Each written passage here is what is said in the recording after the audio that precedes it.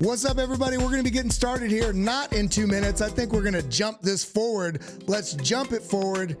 That's the music. Let's jump this countdown forward. We're going to get going in about 30 seconds. So everybody hit that like button, hit that subscribe button, get us over 10,000 followers. Today, we're breaking down some charts. We're breaking down what's going on in the market. $50 trillion coming in. Let's talk about it. Hope you're all feeling good. Let's do this stuff together, baby. I just ran down here from the Discover Crypto show and plugged right in, so hopefully the camera and everything works. So everybody, let's get it going. Roll call right now. Where are you tuned in from? Is this your first time?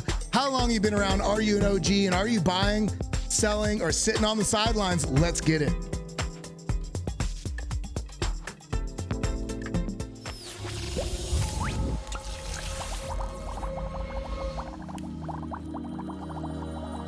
What's up, everybody? How you doing? How you feeling? It's time to turn it on. Let's get this market broke down, looking at these charts. Are we going to break 10,000 subscribers here on BitLab Academy YouTube stream community today? We have such an absolutely wonderful community of people here. And I just want to say we're coming up on a year in about 2 weeks, 2 or 3 weeks that we've been doing this stream. And I got to say, I think we really have, with our little community here on BitLab, some of the best people in the space. Everybody's encouraging, positive, empowering, and willing to learn, do the work. That's what this is all about, so that we can take control of our future. I'm not going to talk at you today.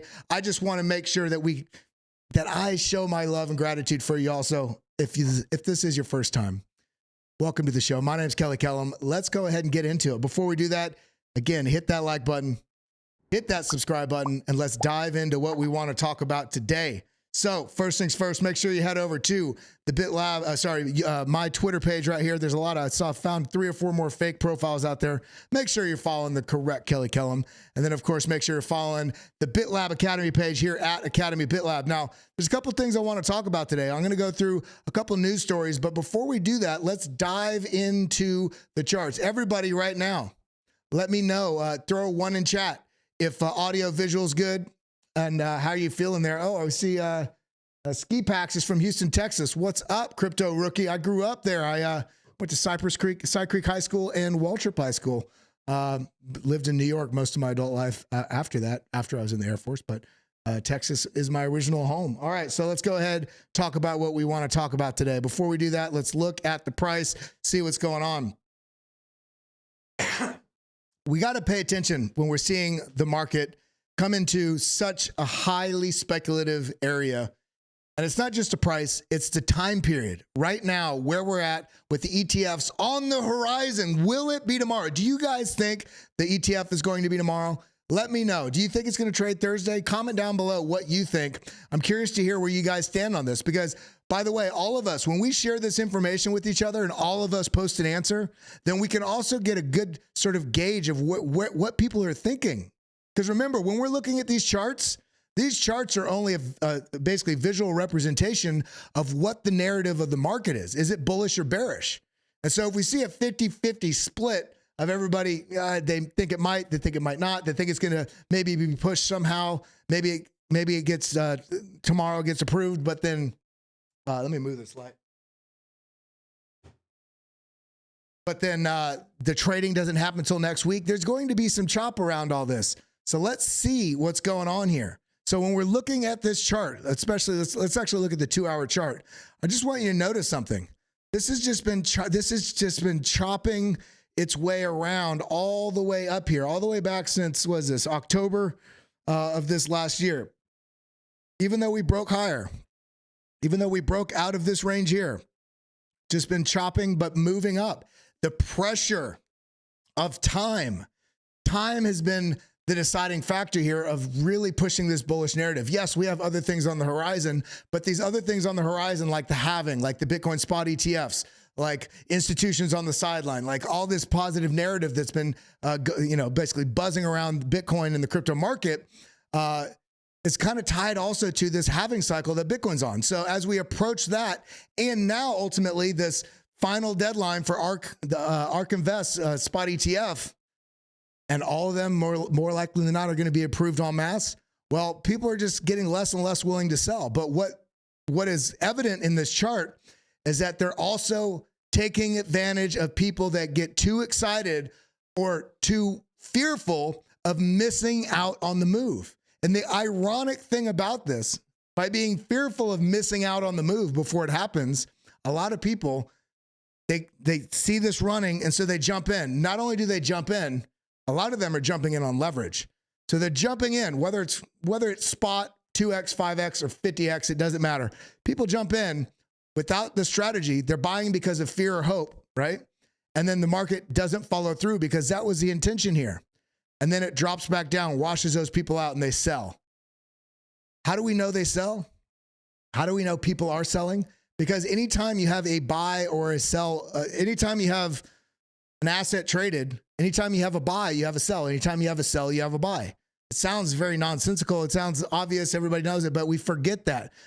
Why is somebody selling here? Because they're worried now. They bought here and, they get the high. Somebody bought the top of this wick only to have it come back down because there wasn't a mass agreement of other people in the market that were also putting in buy orders. And then what happens is, okay, there's no more buy orders. So then a lot of people flip bearish, and then this bullish narrative evaporates, and this rolls over and comes to the downside. And so this is chopping people out all along the way. Anybody that doesn't have a strategy. So my question to you right now is, do you have a strategy for today? Do you have a strategy for tomorrow? What's your strategy going over the next week? What's your strategy going over the next 6 weeks? And then also, I wouldn't even say over the next year. I'd say into the third quarter of 2025, when probably about when the top of the next bull market is. Do you have a strategy in place for your short-term holder portfolio, for your long-term holder portfolio, for your trading portfolio, how you're allocated? If you're not considering these things, and as boring as that sounds, it's okay. We're sitting in class right now, and you got to do this if you want to make it. If you're not considering these things, then they're not in your mind. You're not checking in with your goals and what your strategy is when you see price move. So you ape in, you jump in, and then it reverses and you get chopped out. So we need to just pay attention to this, because where we're at right now, same thing is happening. Look right here, push up. Okay, a little bit, another attempt, weak, chops people out to the downside, chops people out to the upside, downside. This has a bit of a coiling effect. If I come out of this chart, come right in here, there's a bit of a coiling effect as it's chopped in right here. This is a weekly chart. If we get down to the 2-hour chart, we can see, look at this. This is basically compressing into the zone. And then the time is getting closer. People are getting more bullish. The news narrative is supporting that there's a lot of things happening towards the ETF. So what happens? We break out, and then people want to jump in, and we see, look at these teal candles. Teal candles suggest that there's a lot of buying volume underlying the asset. So there's a lot of buying volume, not just price movement to the upside. And so with this high buying volume, people are just aping in. Not only are they aping in, but there's also some people that are still left, those last wounded soldiers that were bears, just, they know it's going to go down. So, some shorts get closed because we're seeing this reject at these levels, reject. So when we come up into the zone, the difference here is, look, high buying volume before this liquidation point. Why do I say this is probably a liquidation point? Because we saw it on the open interest. We saw it on the liquidation map. We saw it when the price action broke this. There was some liquidations. But the nice thing about this is that we saw a lot of volume leading into this. So this suggests to me a little bit of a sculpted move to basically create this bull trap. And then what happens is we get this Bart Simpson pattern. Fast bullish impulse to the upside, chopping around, and then a fast drop to the downside right back into the zone. And then once this liquidity is flushed out in both directions, and this move right here is represented. Let me see if I can find, where's CoinGlass at? I got some great charts I'm sharing with you guys today.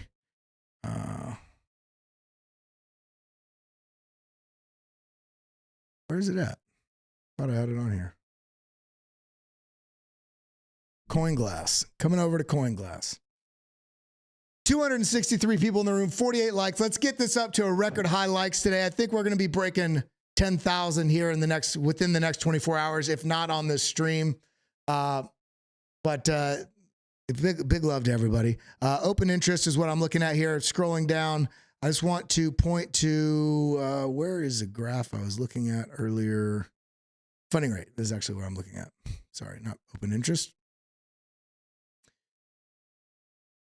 seeing this is that move right here. That peak, you know, basically broke out of that zone and then dropped right back down. Look at this. As this is compressing into the zone, more and more open interest comes in and funding. Everybody's going long. So we get this astronomically high, I think it was highest ever funding rate. Meaning if there's a very high funding rate, it means everybody's betting on that direction. So it becomes more expensive to take that leverage trade. If you're not aware of these things and you're leverage trading, you need to take a step back and understand how these things work. Because some people think they're just going to throw in a 70x leverage trade and they're going to do it with small amounts, right? Maybe it's not their whole portfolio, but they're just going to do it until it actually hits. And then they're just going to ride it to the top of the bull market. Well, you can't do that in most cases unless you're continually adding to that position, because the funding rate, if you're in a strong bullish market and everybody's going long, it becomes more expensive to go long. And every 8 hours, you get charged that funding rate at whatever it is on the percentage of the volume that you have in the market. So if you have $1,000 on 75X, that's a $75,000 trade. So that means you took a $74,000 loan that you have to pay funding on.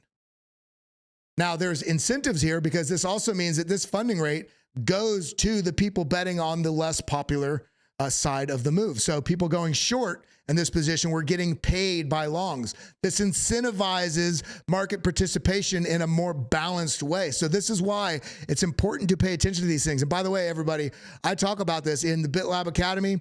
Come right down here into trading fundamentals. There's a section in there called market trade metrics. And we talk a lesson in this course talking about these different things and understanding that it's not just jumping in and you take. My cousin yesterday made $6,000. I was helping him do some trades. He made $6,000 in the matter of about 4 hours. You know, so it wasn't minimal leverage. I think it was like 9x or 9, 10, and 11x trades, but it had to do with what was going on. He took one trade, it was successful, and he immediately wanted to jump back in because we get that dopamine high. You have to remember, these markets are emotional. And when you win a trade, especially if you're newer in this market, when you win a trade, you want to jump right back in. You want to get back in there, coach. You want to win another trade. And if you do win another trade, then we start building this dialogue in our head that we know how to trade. And then we go a little bit more aggressive. We think we're stacking our wins, but we may just be on a lucky streak. And that's not a bad thing. But once my cousin finally hit those 3 trades, and it made $6,000. I said, you're done trading for the day. Get out. You know, you're new at trading. Get out, because you're going to be chasing you're going to be chasing those endorphins. You're going to be chasing that. So you don't want to get yourself in a position where you are following your emotion. You're not trying to get high in the market, which is essentially what you're doing if you're chasing trades because it feels good. And similarly, if you take a bad trade, don't get pissed at the trade and then, you know, double down to win it back. And then, you know, what CryptoFace calls kamikaze trading. Don't do that. This is why strategy is so important, because regardless of how good it feels or how bad it feels when you win or lose, you have a system in place to make sure that you can be consistent and not be trapped by your emotions. That's a good one right there. Now, what do we want to talk about here? We got a couple things I want to go through, and then we're going to jump right into the chart. So I want everybody that's in the room right now, and Alexandra G in the house. I see we got a lot of members here too with all the beakers next to your names. Let me see some emojis. Let's see some love in the chat right now. Let's see how you're feeling. Bullish, bearish. Are you a chicken head? Are you a cat astronaut? Let me know. But I want to see everybody in the community right now. What 3 coins are you most interested in seeing some TA on? And I will be doing some analysis and chart breaks down here in a few minutes. So let's get through some of these stories. I'm going to be very quick on these, but Alexander G, if you can just get a general sense of what people are what are the most popular things people want to see, and I'll try to go through those. I'm going to go through other ones as well. You can see that in the BitLab the Hit Network mod Discord. Now, let's talk about this. SEC's response spurs Bitcoin ETF amendments by BlackRock, Van Eck. We all know this. We've all seen it. This got me messed up. I thought this said September. I was like, why did I pull an old article? No, this is today. This is just the Euro way, or the rest of the world way of doing it, month first. There's been a lot of action here. We don't need to go in the article. It's just a headline. There's been a lot of action very quickly, and there's a lot of back and forth between the SEC and all these major Bitcoin spot ETFs that are right here on the chopping block. And they're all making the moves. There was more amendments done last night into this morning, submitted this morning, and they're trying to get these through as if there is a deadline. Why does this matter? Why do we care about this? We just want to see what's going on with the price, because this is giving us an idea of what this narrative is around the price that's fueling this bullish or bearish sentiment or hope or fear. Because if you are trading this market, it is not, the markets are a beast. They don't care about your bias. They don't care what direction you want it to go. In fact, the market is there to take money from the impatient and give it to the patient. So if you're trading on hope and fear, you're just here to donate your money to somebody like me, and I don't want you to do that. That's why I'm on here talking to you about this, so that you can have a strategy, that you can be a patient person. And unfortunately, this is the truth. You're going to be taking money from the impatient. And I welcome anybody that wants to learn about this stuff, because I think everybody should be a winning trader. I think everybody should be a winning investor. But the truth is, most people are not going to be, because they cannot get their emotions in check. The market is here. I'm going to trade it. I'm going to invest in it. And I'm going to read through articles like this and through what you guys were just shared in the live chat. What your sentiment is gives, when you gauge it, when you can gauge this effectively, you can see where the triggers are going to be, and then look to the price action on the chart, how it's formed on the chart formations for where the trigger is to take the trade. Because you can see tension building up in people, and the sentiment and the frothiness and the euphoria, the despair. You can really get a good sense of this. But this is just stacking towards the likelihood of this spot ETF coming to fruition. So let's go here. Spot ETF, spot Bitcoin ETFs, a week of high stakes and expectations. Yes. Why did I pick this article? Excuse me. Because this characterizes it perfectly.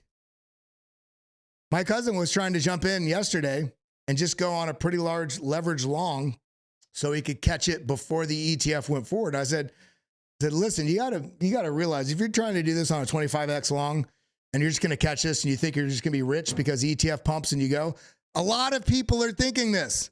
Everybody thinks that this is the highest stakes thing in Bitcoin's history. But with that also comes a little bit of concern. Because if everybody's very hopeful and frothy, it's a perfect opportunity for market makers and smart money to maybe do a little move on chain that shows $1 billion move to this wallet or that wallet, or, coordinated with a couple different people, or something happens where they can push the price just past a little breaking point and you get a cascading washout to the downside, flushing out all those people that had those over leveraged long, because all they were wanting to do, Bitcoin spot ETFs coming.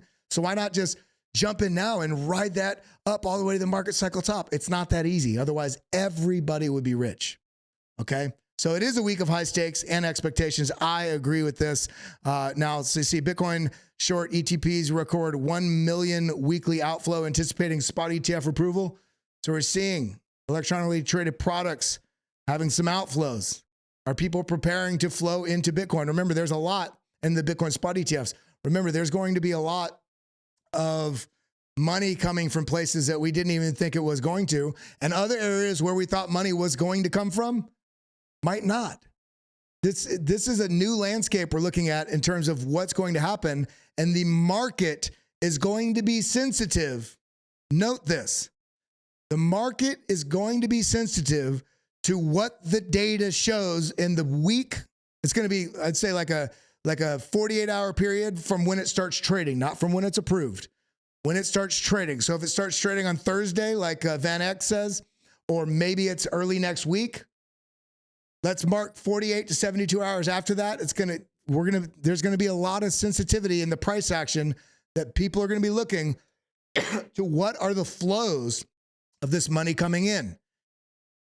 Is it going to be way more than expected, which would absolutely moon price, because it's going to be a lot of buying, right, to fulfill those orders, but also it's going to show that there's a lot of interest to a market that has been somewhat untapped in terms of the institutional fund management and all these different sort of players that are out there that have been on the sidelines because they're in the TradFi space. But now Bitcoin has proven itself as being the best asset in history, and we know that.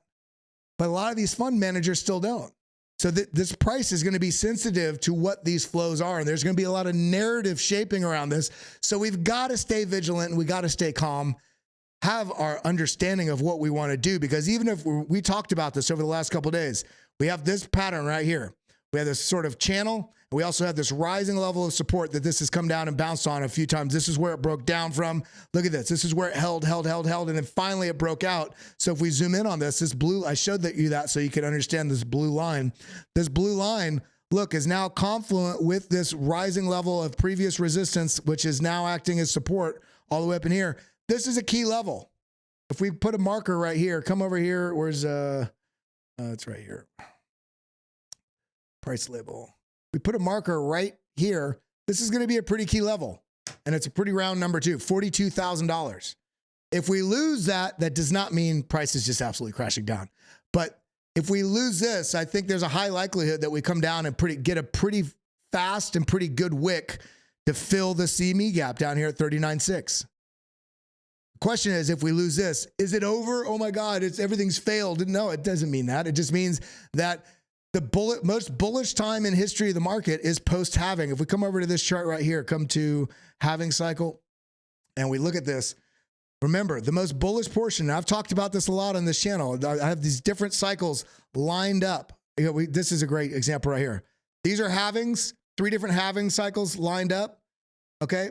And we can see this is a halving. Look at how price performs post-halving.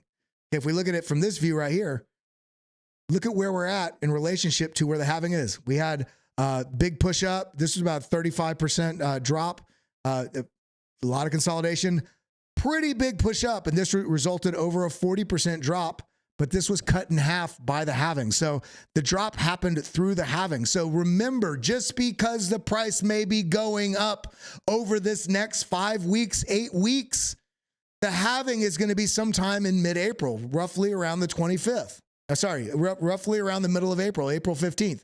Could be plus or minus a few days, depending on how fast the blocks transact until then. Because the halving is not a 4-year cycle. Know this.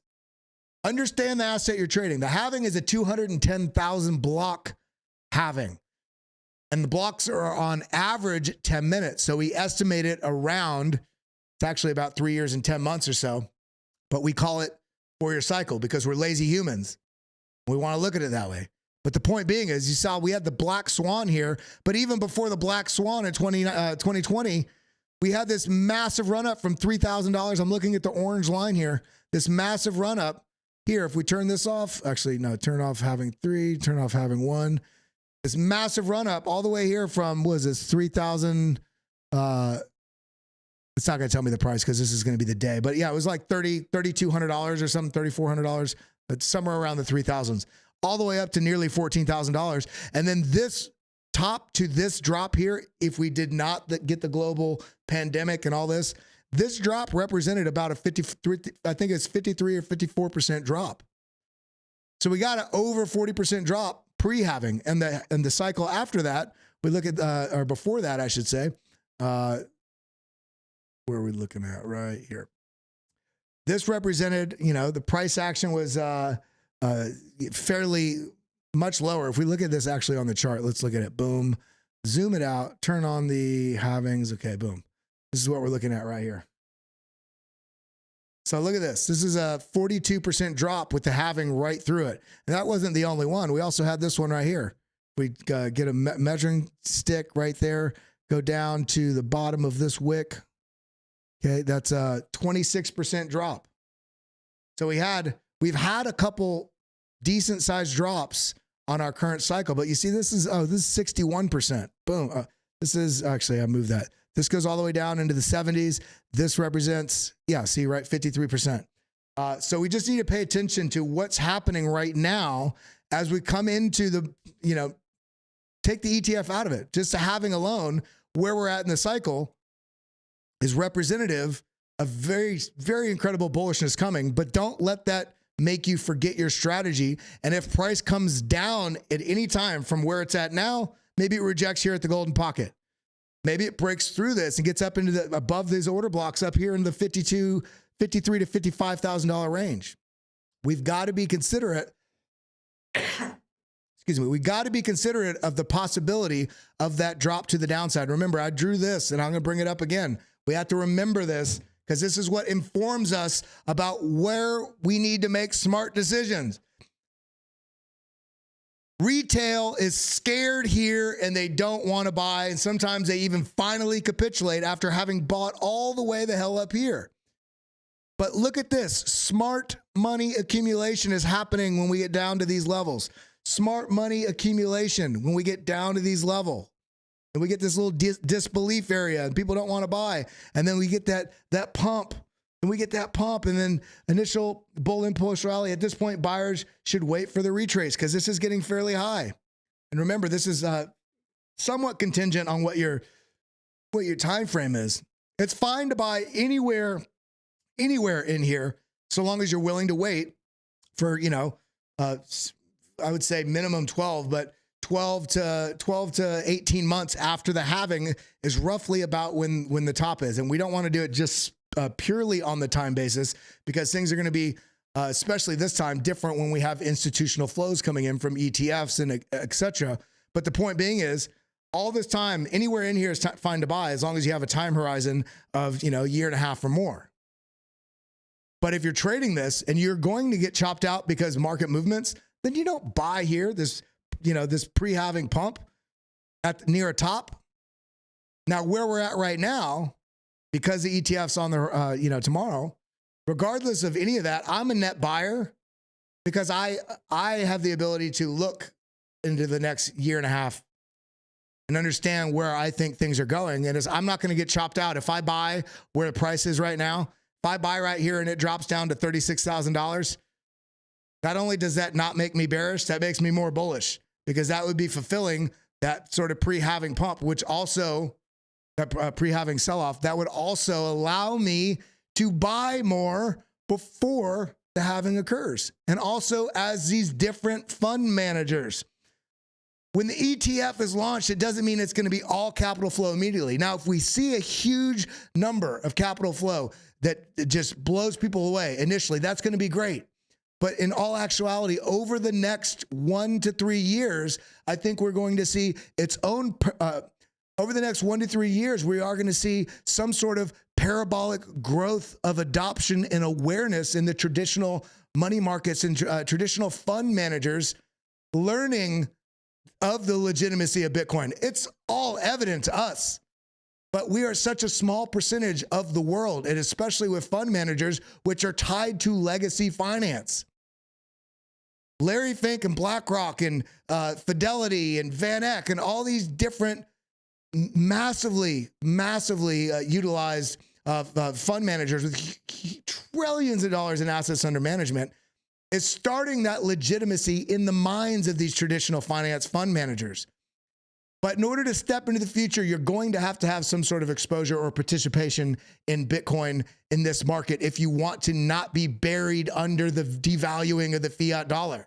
And fund managers are going to see the value not only in the gains that they're going to be offering their clients, but also the fact that this is that path to the future. And they're going to be incentivized to be pushing these new products as well. We have an incredible 2024 and 2025 lined up. So let's stay patient. Let's stay ahead of this wave and ride it. You know what I mean? So getting back to the charts here, we got 315 people in the room, 88 likes. Every single one of you needs to let your mother know you love her by hitting that like button right now. Let YouTube know you love crypto by hitting that subscribe. Join us here today. Are we going to get over 10,000 on today's stream? Well, let's go ahead and break down a couple more things, and we got some more charts we want to look at. 90% of all Bitcoin addresses in profit. This is one of those things I was just talking about that gives me a little bit of hesitation regarding where we're at right now. Things are frothy. As price pushes up, people that have been in this market for the last 3 to 5 years or longer understand the Bitcoin halving cycle. If we come back over to this chart and come up here to, where's the other one? Bitcoin. Where the heck is it at? Having progress is it? People understand this. The halving, bull, halving, bull, halving, bull. But not only that, the thing I mentioned earlier regarding these pre-halving push-up and sell-offs, massive push-up and sell-off. The question is going to be here, where will that opportunity present itself? But a lot of people in the market, if 90% are in profit, when price action starts getting up, especially past that 48,000 mark, which we're essentially at regionally on the chart, I do believe there is going to be some profit taking from people out there in the market, because when things get very, very frothy on this market with over 90% in profit, if everybody's good, then somebody's about to make a lot of money. Why? Because that's when people forget their strategy. That's when, you know, assets don't just stay at 90% plus profitability. Market moves, especially with institutions coming in. So let's just be aware of that. Now, if we scroll down here, we can see into the block with the Bitcoin Swift move past 46, over 90% of all Bitcoin addresses are in profit. 90% of Bitcoin holders have been going, okay, blah, blah, blah. So this just signals to me, even with the ETF coming, I'm looking for possible small portions of my trading portfolio, not my long-term hold, to take some profits once we break above the 52 to 56K region.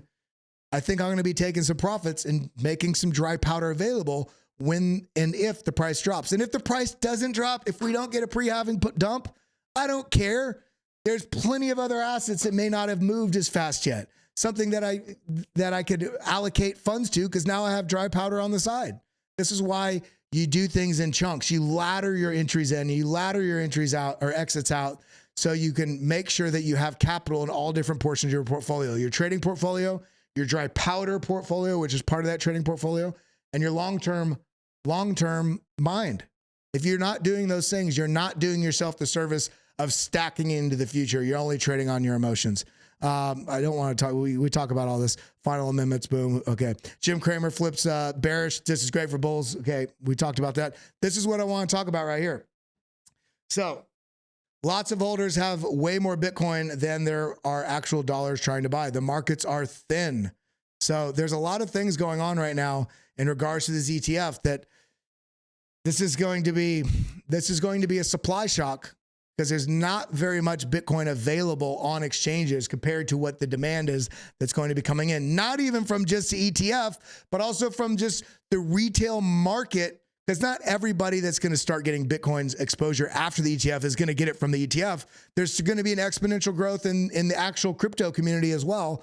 And there's not a lot of Bitcoin available for sale. This is one of the brilliant things that Satoshi Nakamoto doing this, having reduction in new supply issued every 4 years, cut in half. It's the opposite of the fiat dollar. So this being said, look at this. $30 trillion in assets from financial advisors. Okay, so let's look at this. He agrees on underestimating of advisors' love and trust of ETFs, as well as the sheer size. This is how much money they have under management. Here's a chart we use, blah, blah, blah. So 30 trillion in financial advisors, 12 trillion in retail direct, and 8 trillion in private banks. These are basically different fund managers that have clients. And as this narrative explodes on the mainstream media and gets more comfortable in people's minds, we're going to see might be a bit of a slow burn at first, but we're going to see percentage points, basis points, 0.25% up to average of 0.5, up to an average of 0.75, up to an average of 1.5, up to an average of 2. Now, why does that matter? Let's go ahead. Let me pull up my calculator here. Let's go on the calculator. Okay. What is, actually, I don't need to do that. What is 2% of 50 trillion? I don't want to. 2% of 50 trillion is is that $1 billion? No, that's one. Yeah, it's $1 trillion. Right, 1, 2 million. Yeah, that's ooh.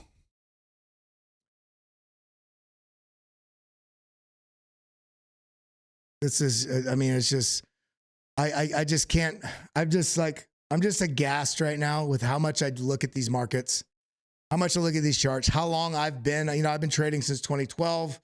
I got really involved in trading in about 2015 when I started trading crypto also.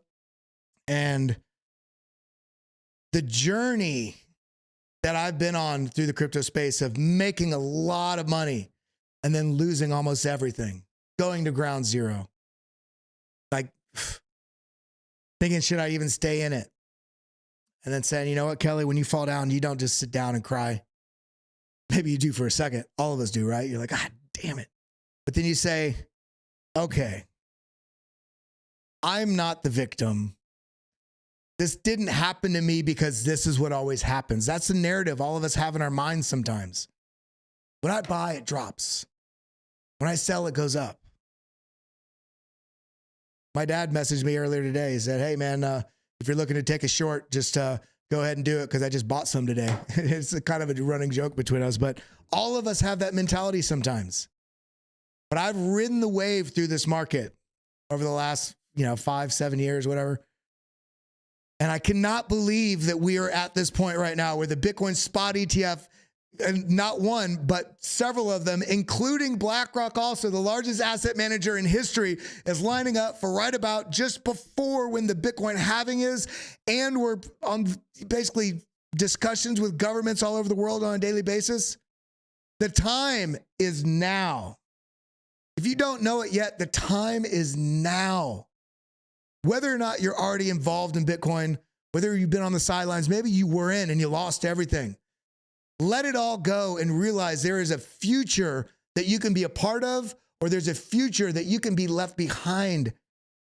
Do you want to be left behind? I want to participate in my future. Bitcoin gives us that opportunity. In the altcoins, they give us exponential opportunity, but also have exponential risk. So you got to know what you're doing when you're navigating this space so that you don't navigate your hard-earned money into somebody else's wallet. There's a system for it. There is courses for it. There is education. There is community. And that's why you got to check out. That's right.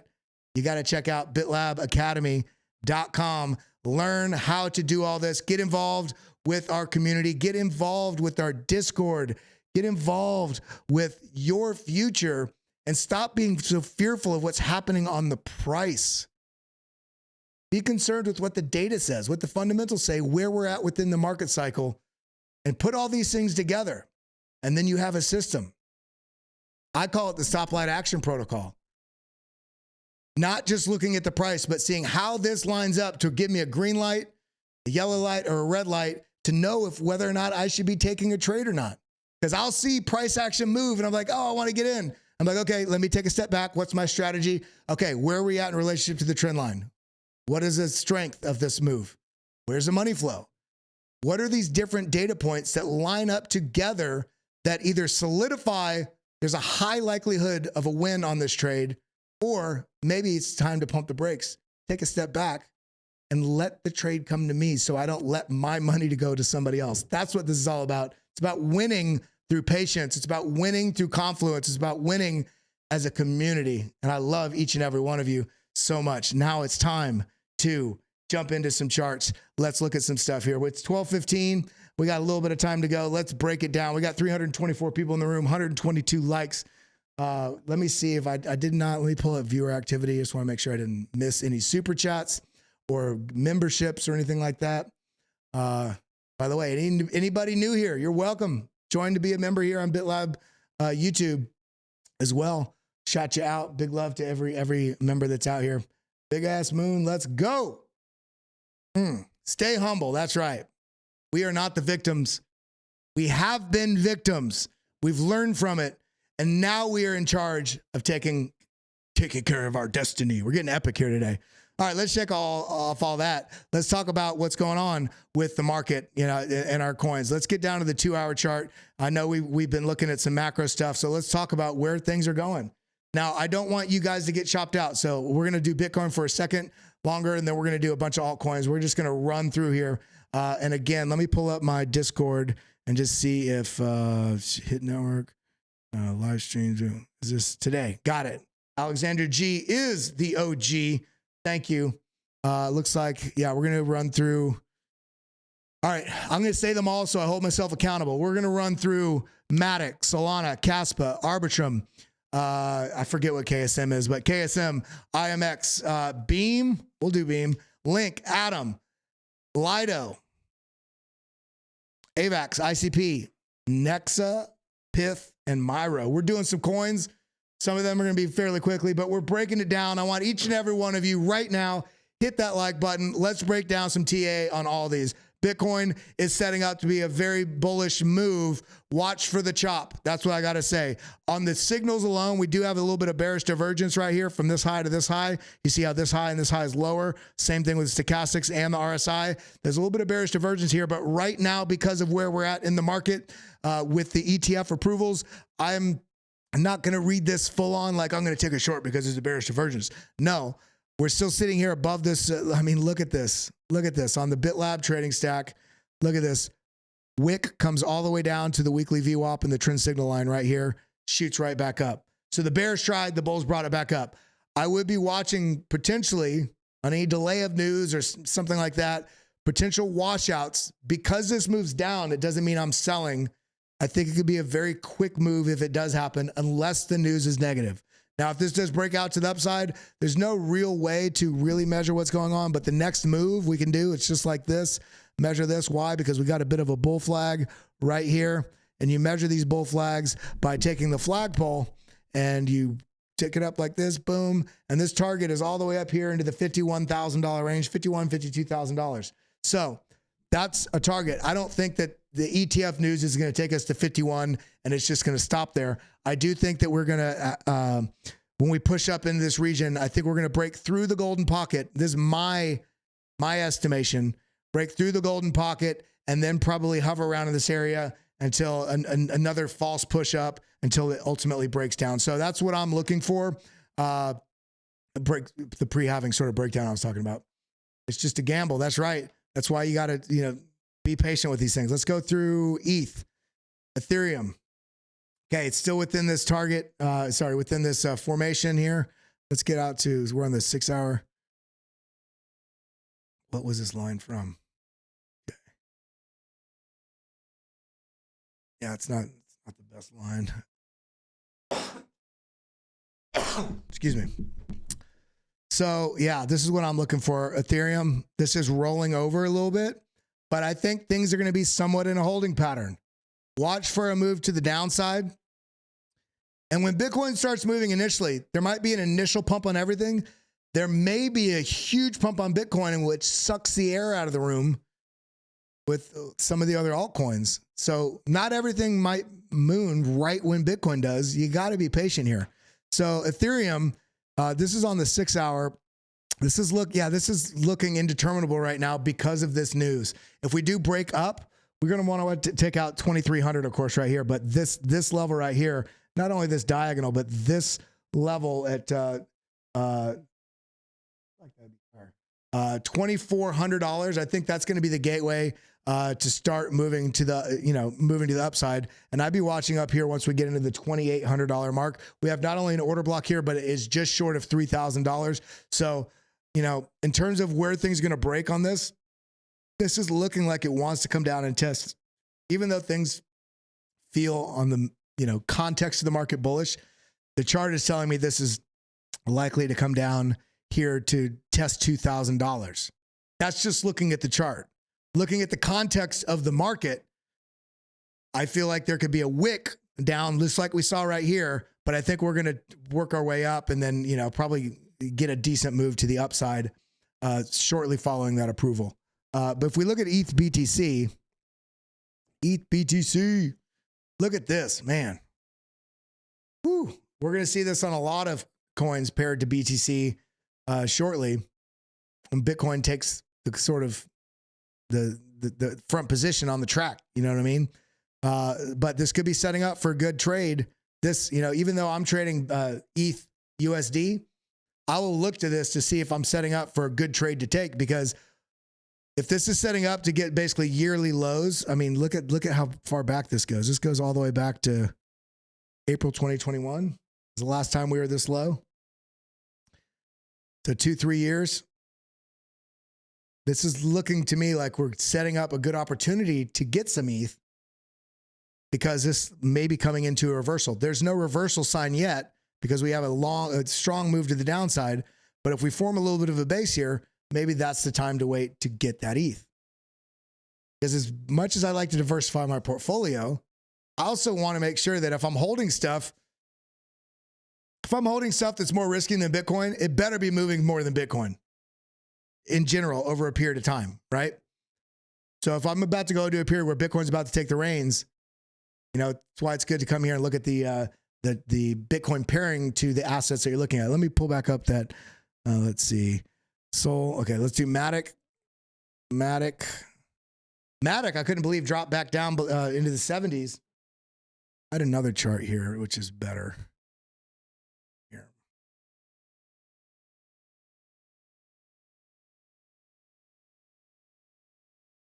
There we go. All right, look at that call. Bearish signal right at the top. It's not always going to call it because this is not just a whimsical one that does it based on moving averages. There's several characteristics that have to be at play for this to come out. And sometimes, it doesn't quite say that it's done, these bearish signals on the BitLab trading stack. But this is why also you use multiple points of confluence. This is showing that there was some weakness underlying here. And we did get a push up back down. And then we ended up getting a top and coming back down. So the market got a little bit more exuberant. But look at that. We had look at that. Head and shoulders right here. Almost looks like a little hand, like a little, and then ultimately down. Now where we're at right now, strong volume to the upside right here. These buying volume candles, which is why they're teal. And we get stopping volume paired with the bearish signal. And this ultimately comes down, tests the trend signal line, comes up, rejects right here about where these lows are, where these highs and lows are right here. This is coming down. Now this is one of those coins that it's hard to do TA on these things right now with this huge crypto news that's on the horizon. I could see this is looking fairly bearish, right? This is not a head and shoulders because the head is shallower than the shoulders, but similar sort of context here. This is typically, somewhat of a reversal pattern. In this case, up, reversal pattern down, right? If this does reverse to the downside and breaks through, I'm watching likely for a region of about probably right in this zone right here, move into this zone, maybe some consolidation, but I'm looking for likely fairly quick move into the zone and then a move out of it. That's kind of what I'm feeling like the market's going to be doing, chopping people out. So down here into the 62 to a little bit narrower than that, basically 65 cents region. And if we lose that, then maybe Bitcoin's just running away and taking all the capital, which I don't think that's going to happen. There's a lot of money in the world, and I think there's a lot of people at the retail side that are going to be pumping the altcoin bags as this all happens. So let's go through Solana. Ooh, look at this. Came right up into that gold, platinum pocket up here, 786.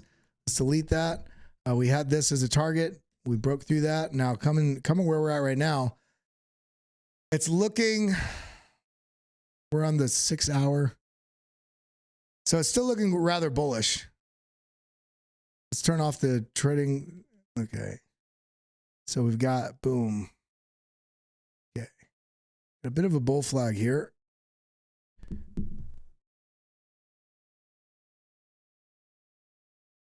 Now, I'm going to here like this. And this, look, this takes us up into the 170 range on this move.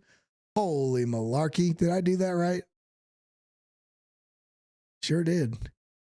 Up into the 168, 170 range, which is, from there, that's it's not a small move. That's 100 to 178. The math is easy. That's 78%. Right. Now, do I think that's going to happen right in all this move? Maybe, but we're still within this range here. So we got to see what happens. We need to break out. I expect that if we do push up, it's not just going to go all the way up to 170. Do I think Solana's going to get to 170? Yes, I think it's going to get well beyond 170 in this bullish trend over this next year.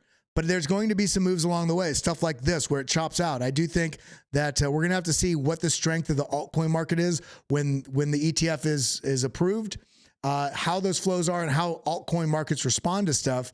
And so if we get a sort of a move like this, testing back down, chopping up in this region, and then breaking out here, this would be basically testing that 147 sort of mark, coming back down. This would actually come down a little bit lower, retesting that 125 and then continuation to the upside. If this does break down into this region, then I think that this area will be probably a pretty good area, really good area to stack up this $77, $78 level. I'd look at this as a smaller probability because this chart is more bullish than we saw on MATIC. This is showing that there's a lot of underlying discussions and positive things talking about what's going on with Solana, both on the retail and institutional side. So I think this one's going to fare pretty well. Now, what was the next coin? Kaspa, KAS. Kaspa. How many of you guys out there trade Kaspa? Malarkey. Oh no, Kelly's going senile. What did I say that makes me going senile? I think 178 is a pretty good target for Solana. I just don't think it's going to happen immediately. Kaspa. All right, so 6 hours. This is whoo-wee. So let's go ahead and delete this. Oops. Now come here. So option T. This is looking kind of ugly. It's like bullish ugly. This is like an ugly bull. Yeah, it's like an ugly bull. He says, I'm in 25X long on a Kaspa right now. Shout out Crimson Caravan. By the way, let me see if I can pull this up really quick. Let me go off screen. I just want to shout out my boy. That's not what I wanted to share. This one right here. I want to shout out Crimson. He's been sharing a lot of his trades. And where's it at? Right here. Look at this. A boy, 50%, 163%, 739%, 901%, 1,000%. And then he wiped it all away with 2,496%. But I can guarantee, because he's here, active member of BitLab Academy on YouTube and here in the Academy, longtime friend, guarantee he didn't have his entire portfolio in this massive loss, right? It's about organizing your trading portfolio that you're not exposing your entire portfolio to risk on every trade. So you could take big gains and you could do something experimental here. And he talked about this. He talked about this in I think it's right here. He said it finally liquidated last night. Laughy faces, not because he's crying, but I kept it open because I was curious what would happen. It was isolated, meaning it wasn't pulling out of his other margin folder. No margin was added. I believe this to be the result of a bug. It could be a bug, but a lot of times with these altcoins on these exchanges, there can be just all of a sudden a gap in the order book that just can flush things out. But the point being is people are taking some trades. People are doing it. I really don't recommend people out there doing 150X, 75X. In fact, I wouldn't do that unless you're trading on like $5 or something. But a lot of stuff in here. Let's get back to the charts. Kaspa. We're looking at Kaspa, not Kasama. So this is I'm bullish on this because of the nature of the project and how new it is. I mean, look at this. This is the life of it. I'm on the 6 hour chart. This is the life of the project. Comes back over here to September 2022. I'm bullish on it because of that. This is somewhat of a bearish structure here. I could see reminds me of the Bitcoin top 2017, where then when it broke down, it had this like this, and then essentially the price action, and finally had a dip fairly quickly like this, that then sort of curved out like this. I could see something similar happening to Kaspa, and I'm not looking at any of the fundamentals. I'm not looking at any of the news. I'm looking at the possibility. That was my initial impression looking at this chart. Now, take that with the caveat of the chart is telling me that it may want to do something like that. Take that with the caveat of the bullishness that's going on in the market right now. I'm going to discount that a little bit and put that a little bit. I'm going to put that a little bit on the less probable side, and look at this you know, watching for the price in here to find some sort of base somewhere in this region here if it does pull back. And then I want to see this. Now that could be my bullish bias talking, but that's why I have two different paths mapped out. So regardless of which direction that it goes, I can take advantage of that either direction. Now we're on the 6-hour chart. Let's go down to the 2-hour. Let's see a little bit of data here.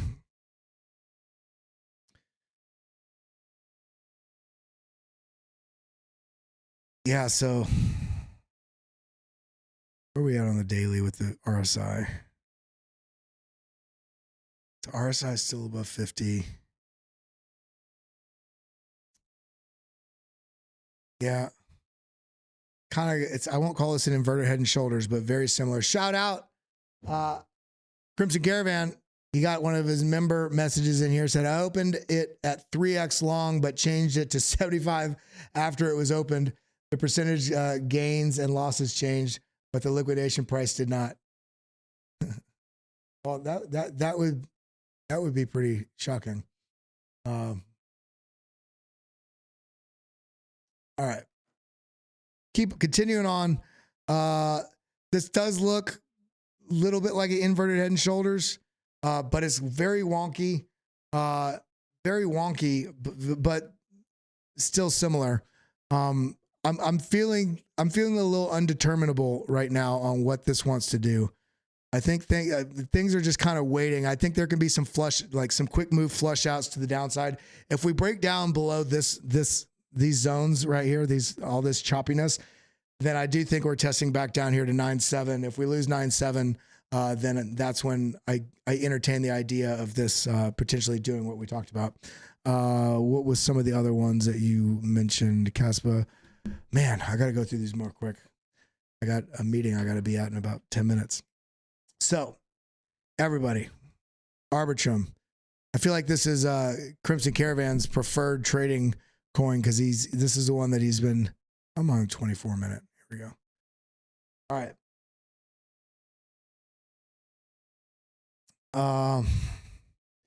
Yeah, we got a bit of a line right here. Option J. See that? These tops.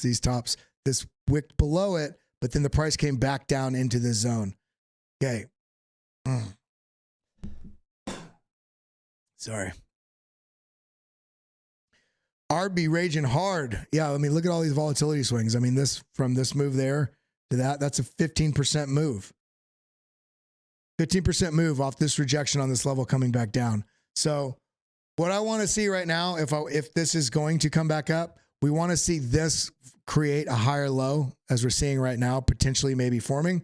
But we're here on the 2 hours. So let's go down to the 24 minute and see if it's trying to round out a bit.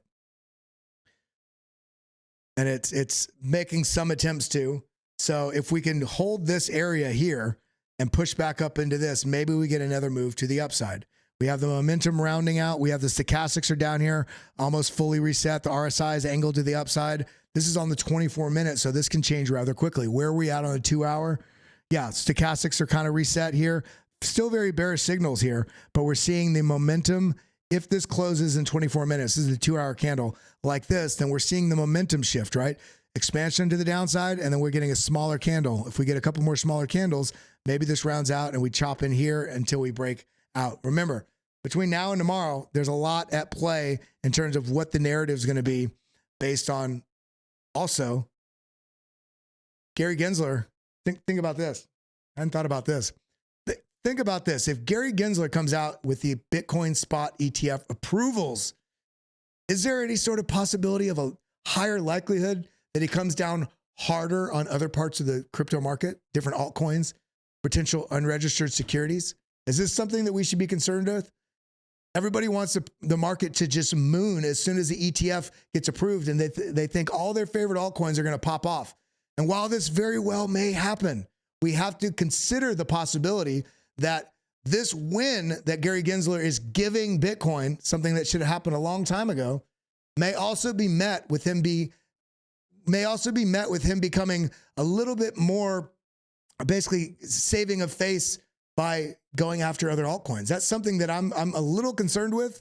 I don't think it's going to happen immediately after, but it does raise a question as to what can happen along with this Bitcoin spot ETF to balance all this good that's coming. Because I know Gary Gensler has something up his sleeve. He always does. Now, Brad Guidell, what's up, my man? All right, so where are we at? Yeah, things are, I mean, look at this. Pushing up, but it's kind of like in a controlled way. It's not a roundingness like we see in a lot of other altcoins right now. So if this does wick to the downside, I mean, I'd like it to hold this low or lowest down here at $1.46. I feel like there's so much underlying bullishness on all this right now. Sorry about that. I got the chart up now. I'm going to get a bunch of messages. I'll see them right now. I know. But I feel like there's going to be some energy that comes into this and takes us higher. Next stop, if we do break this level, is right about that $1.99, $2 mark. And if we could take that out, then, you know, it's anyone's guess from there. We're going to have to ride the wave of what's going on with the market in that eventuality. Yeah, so let's see. I can't do all of these. I'm going to try and do a bunch of them. Immutable X. All right. See, this is what I'm talking about. Same chart, sorry, same time frame. See how rather than it's the last chart we looked at, let's look at it. See how this is up? This is more of a controlled decision to bring it down. Whereas if we come over here to this chart, this is like, oh, it's like you shoot a little rocket. It's like, ooh, it runs out of energy. So this is looking a little bit more bearish. Look at this on the 6 hour. Yeah, I mean, look at this. That's disgusting. It's not a head and shoulders, but it has a lot of the characteristics of it, you know. I would be watching for a potential move to the downside on this. But again, these markets tomorrow, there's no telling how the altcoin market's going to react to the Bitcoin news. So I'd be watching for opportunities to come down on some of these coins that you thought ran away and take advantage of any lower price. Figure out, in this case, we can go right here. Option F from the bottom to the top there. Okay, we have the golden pocket right where we're at. If we lose that right here, the 786, is there a larger move that we can, yeah. The 786, I would be a buyer down here at $1.77 and then also down here at $1.59. Again, this is not financial advice, this is strategy advice. And then maybe even a little bit lower also into this range here, the $1.40. Break it up into several bite-sized pieces. You may get one, all or none of them filled. But this market's ran away. A lot of people feel like they missed the move. Take advantage of lower prices on the assets that you want to trade, not ones that we're just showing on the screen. I'm only showing these because you guys asked to see it. By the way, any altcoin that I pull up or any asset I pull up in here, I'm breaking down the strategy and the structures of these things. I'm not necessarily suggesting this is something that you need for your portfolio. You need to determine those things for yourself. So this is looking a little bearish. I'd be looking for at least at minimum a bear trap to the downside, maybe down here to the $1.59 and then continue to the upside. So long if it doesn't hold this zone. But it's looking weak. And I saw this on a lot of them, you know, looking at optimism. Look at this. This is a bit of a head and shoulders. So we can do a bit more of a target there. It's very ugly, but if that were to come back down, that's like a, yeah, look at this. This target, where does it go to? Boom, right there, this previous range. So if this does break down, optimism could be coming down into the zone. But again, it has to break down. I'm not saying it's going to. I'm showing that this structure is suggesting weakness in this asset that suggests a target down here. It very well may bounce in this region or even create a higher low where it is right here and chop in this range and then continue to the upside because it's starting to do a bit of an inverted head and shoulders right here. When you're coming into a big news event like this, like a historic news event, you have to be open to be very adaptable and change your directional actions on the fly, which is why, especially today, I want all of you, the coins that you have in your portfolio, break them all down on the charts. Open up a new fresh chart, rechart it. If you're bullish, chart a bearish chart. If you're bearish, chart a bullish chart, and have both different views on what the levels you should be watching for so you take advantage of whichever direction it goes. Now, I'm in the camp that I think most things are going to be very bullish throughout the end of this week, so long as ETF gets approved and things are trading on Thursday. If the ETF gets approved and things are not trading till next week, I think there's going to be some volatility with altcoins, especially if it gets, we're not even talking about denial. I don't think that's going to happen. But that would be devastating to the market. That would be your 40% drop probably pretty quickly. Let's look at a couple more, and then I've got to run. Let's look at Algorand. Algo, very similar. You see this? It looks almost exactly the same. Atom, very similar. I mean, things are looking very similar on all these. Very similar, but this already got a bit of its move down. See, this is a bit of a head and shoulders here. Let's see if it met its target. Almost, but not quite.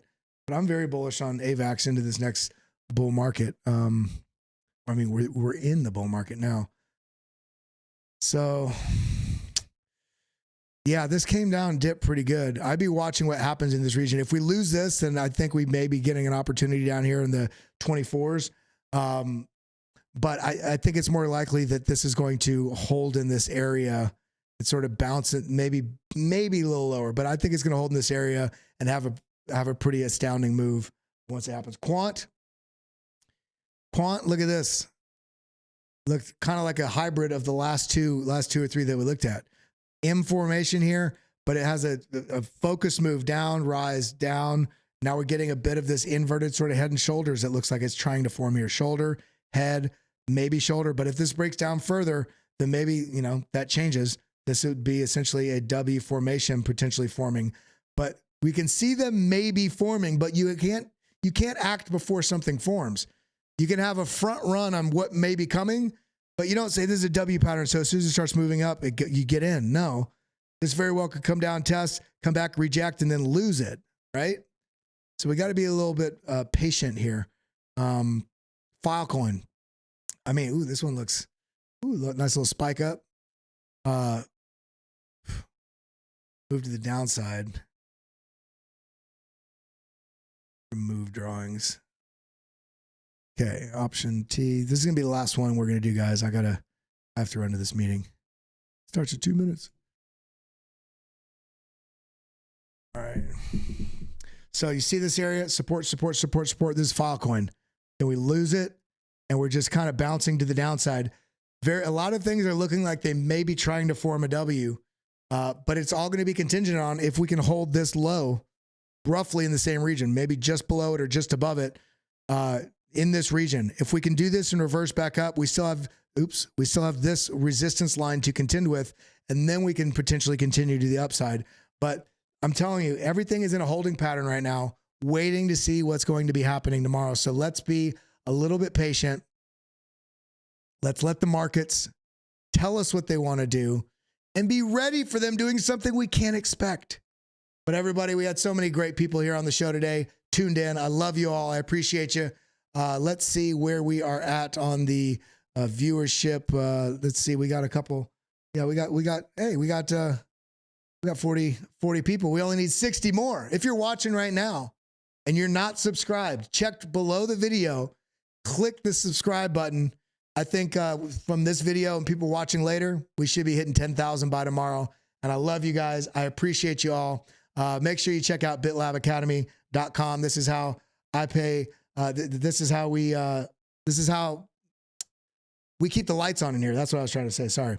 And we also provide an incredible community and structure and format to learn how to understand this market, but then also get involved in the Discord, which is part of the Academy, the premium Discord, where you get the alt and spot trades and setups. I mean, look at this, and macro charts and Jim chat. There's so much in here.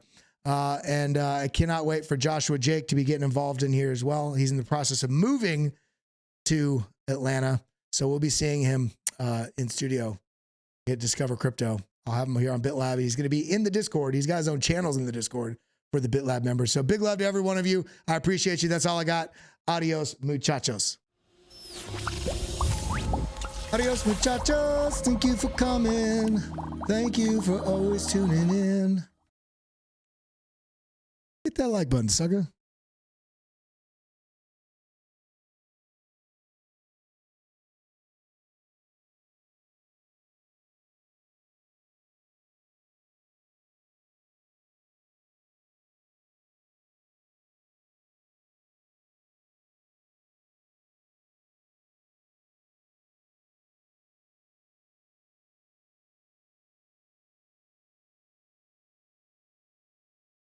cannot believe we're already at 10,000 in under a year.